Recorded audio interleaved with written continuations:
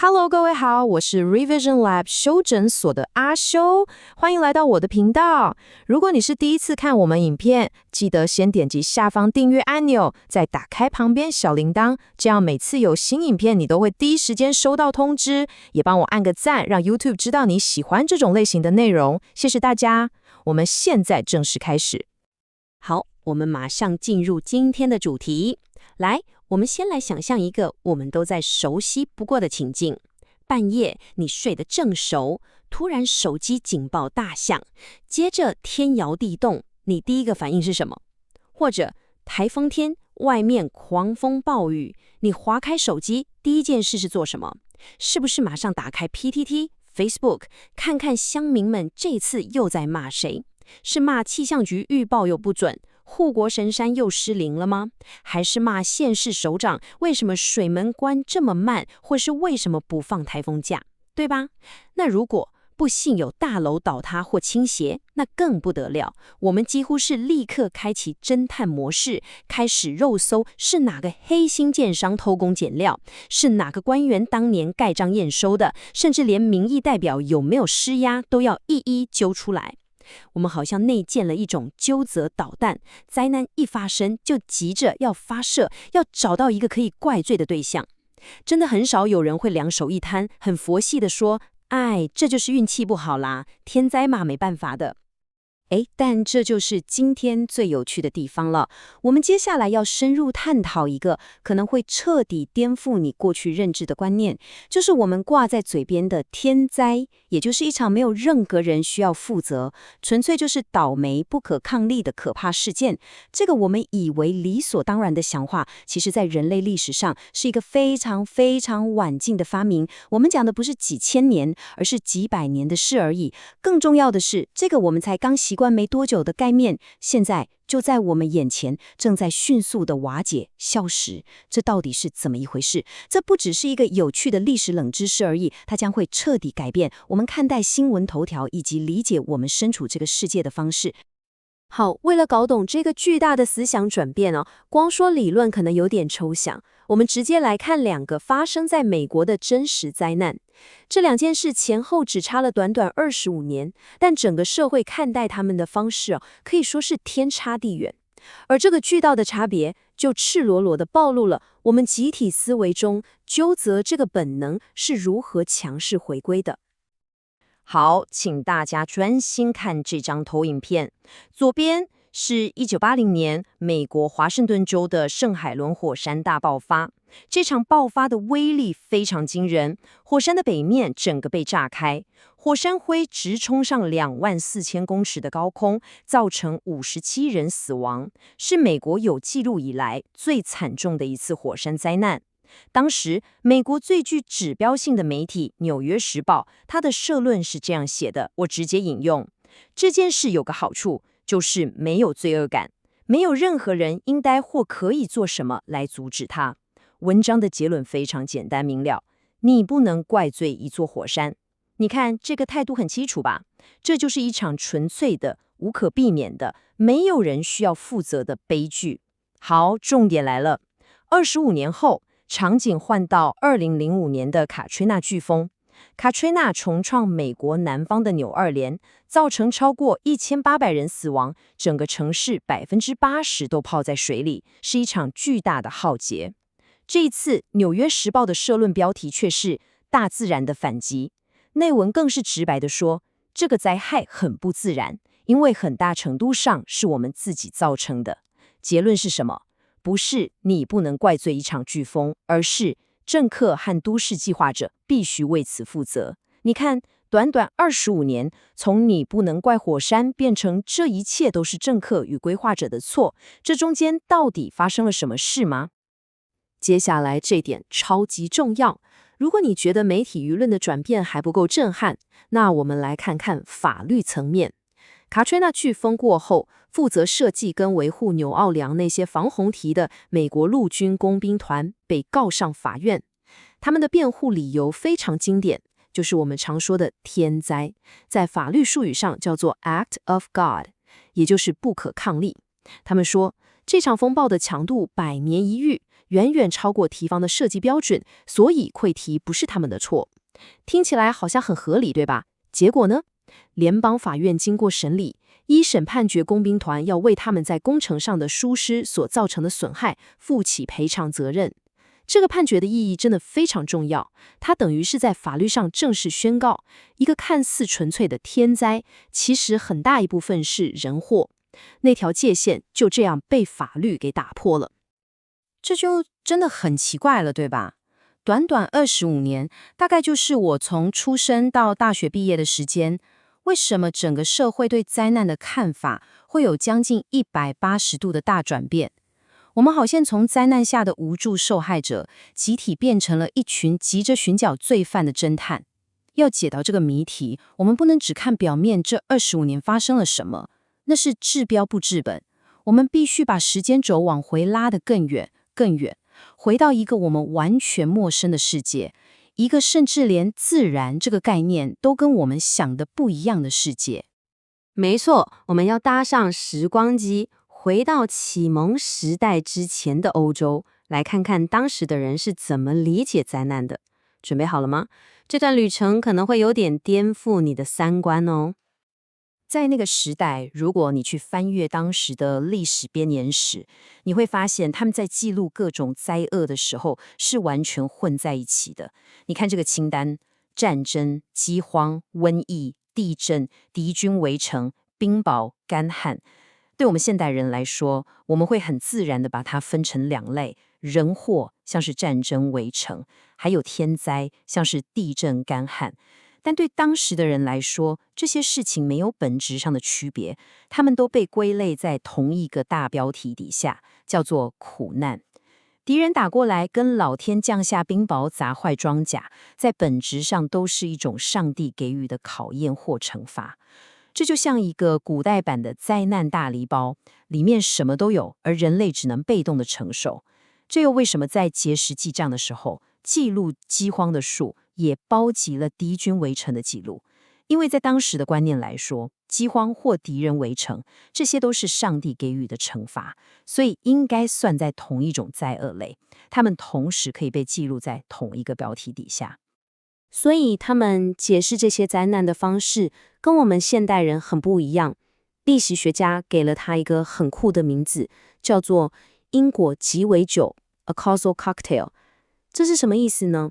意思就是他们会把超自然的原因、自然科学的原因，还有道德人为的原因，像调酒师在调一杯鸡尾酒一样，全部混合在一起。而且他们不觉得这有任何矛盾，对他们来说，这才是对一个事件最完整、最周全的解释。我们来看一个西元1248年的实际案例，你会更清楚。那一年，欧洲的萨伏伊公国发生了一场大地震。当时的学者是怎么解释的呢？首先，第一层，超自然原因，这肯定是上帝的惩罚。为什么？因为当地的居民在星期天不好好上教堂敬拜上帝，居然还在饮酒作乐，太不像话了，这是道德上的罪。再来第二层，自然原因，但他们也不是完全不讲科学，他们引用了当时最权威的科学家亚里士多德的学说，认为是地底下的气体在洞穴里剧烈运动，引发爆炸才导致了地震。你没听错，这在当时可是最顶尖的科学解释哦。最后他们会把这两者完美结合，是上帝透过一个神机，主动促成了这场由地底气体引发的地震，来精准地惩罚那些有罪的人们。你看，道德批判、科学理论、神学信仰，三者完美的融合在一起，调成了一杯浓烈的因果鸡尾酒。你听到这里可能会觉得，这不就是迷信吗？把所有事情都怪到上帝头上，或是怪人民不道德。但事情没有这么简单。这套看似迷信的系统，其实有一个非常重要的政治功能。你想想看，在中世纪，当你没有民主选举、没有国会、没有媒体可以监督国王的时候，你要怎么制衡一个权力无限大的统治者？你很难指责他的政策，但他总有私生活吧？所以当时的人会说，国王陛下最近发生了严重的旱灾，听说您最近的私生活不太检点哦，您的道德败坏，所以上帝才降下灾难来惩罚我们全国。这就给了国王巨大的道德压力，对吧？这其实是一种在缺乏制度性制衡的年代，用来对最高权力者进行问责的非常强大的社会工具。好，那这个凡事皆可归咎，什么都要找人负责的因果鸡尾酒时代是怎么结束的呢？这就要来到18世纪的启蒙时代了。这是一个在思想上彻底改变游戏规则的时期，也是无罪的灾难诞生的时代。当时的科学家和哲学家，像是这位化学之父罗伯特·波义尔，提出了一个革命性的世界观。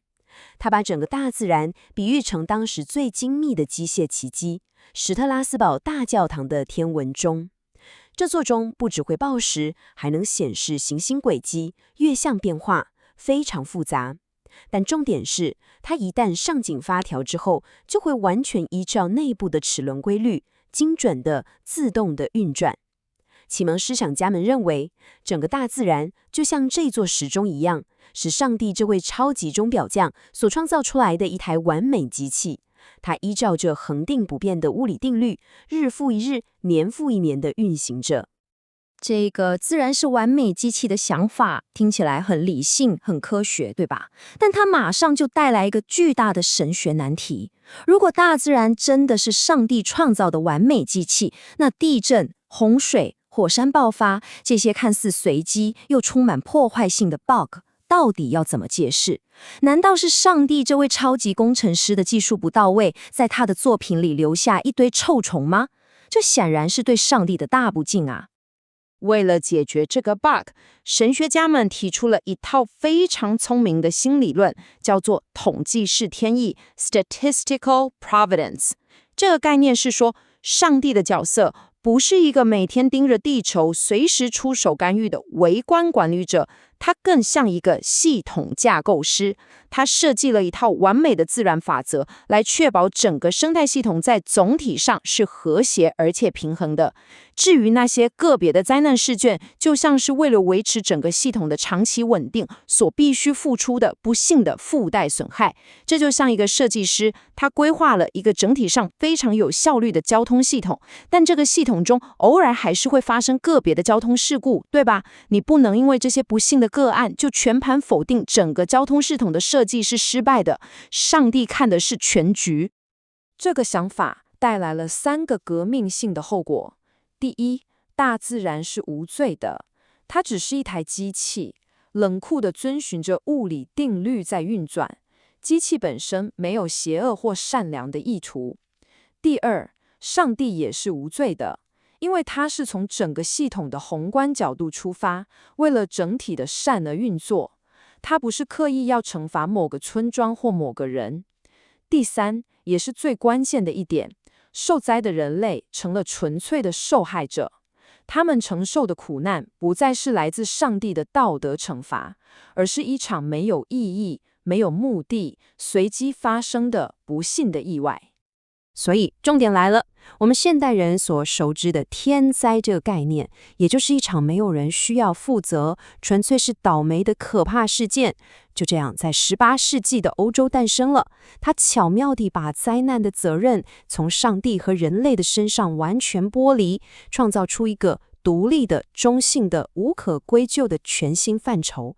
这在人类思想史上是一个彻头彻尾的全新发明。好，我们来简单整理一下这个规则思想的演变。18世纪以前是因果鸡尾酒的时代，神、人、自然什么都能混在一起解释，责难归属是模糊但全面的。18到20世纪是启蒙时代华夏的一刀切，灾难要么是天灾，没人有错，要么是人祸，有人要负责，楚河汉界分得清清楚楚。但到了21世纪，我们进入了一个叫做人类世的时代，也就是人类的活动已经成为影响地球生态最主要的力量。在这个时代，天灾与人祸之间这条线又开始变得模糊不清，甚至可以说是再度融合了。我们继续看下去，那为什么我们现在又回到了凡事都要找人负责的状态呢？为什么由启蒙时代所发明的天灾，这个让我们可以免于自责的避风港，正在我们眼前消失？答案就在于我们跟大自然的关系发生了根本性的逆转。在过去，无论是中世纪还是启蒙时代，我们都觉得大自然像个喜怒无常、力量强大的母亲或后母，而我们人类只是他脚下无助颤抖的小孩，只能被动地承受他的愤怒。但现在我们的看法完全相反了，我们觉得大自然变成了一个脆弱的、需要被细心呵护的孩子，而我们人类成了他的监护人。这个角色的彻底反转，意味着责任的巨大转移。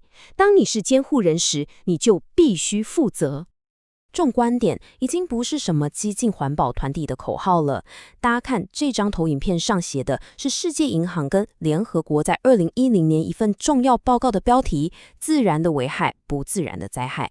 你看，连最主流、最建制的国际机构都已经公开承认，许多我们过去称之为天灾的事件，其根源其实是不自然的，是人为造成的。这等于是官方盖章认证了，危害是自然的，但灾害是人为的。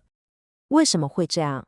因为随着气候变迁、大规模的森林砍伐，还有基因工程这些科技的发展，我们人类活动的影响力半径已经扩张到无所不包了。